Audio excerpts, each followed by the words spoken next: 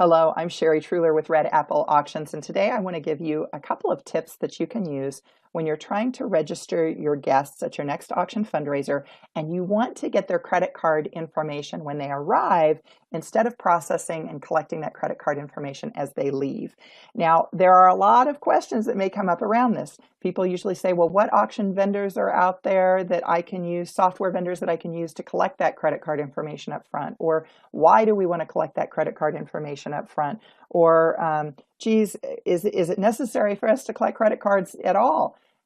All of those are great questions, and I'm not going to cover them today. Let's just say this. You want to collect credit cards. You want to be able to process those credit cards, even if the guests are not there, if they leave halfway through the night.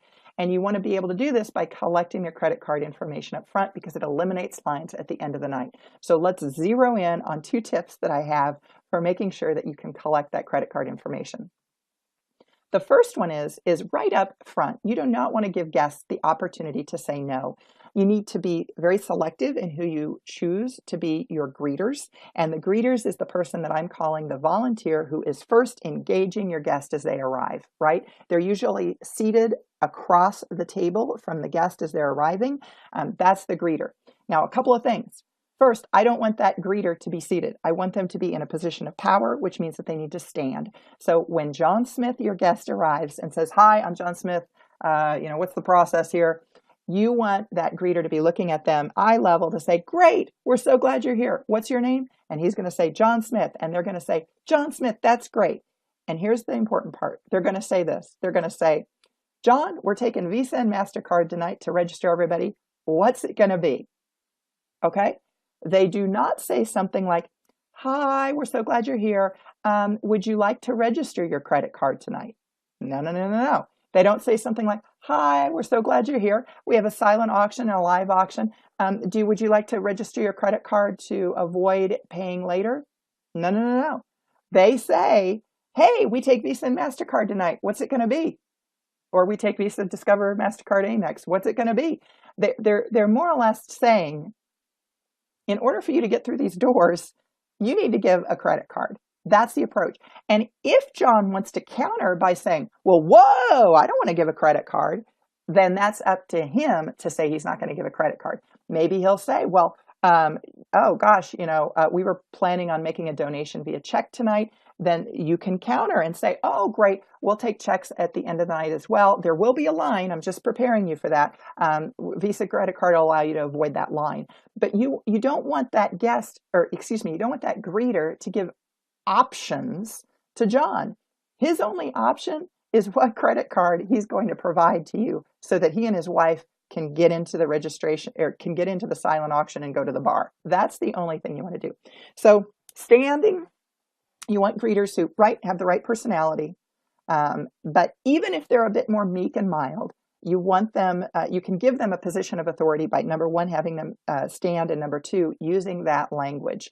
Not giving John a suggestion of, "We have a silent and live auction. Would you like to register your credit card?" It's not an option.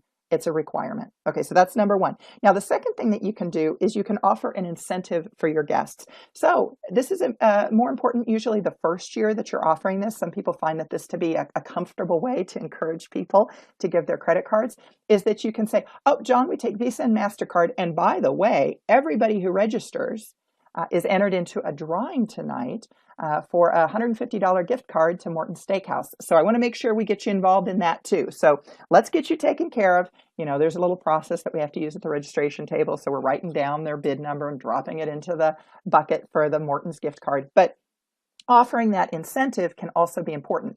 It doesn't eliminate the need to say, "We take Visa, MasterCard, what's it going to be?"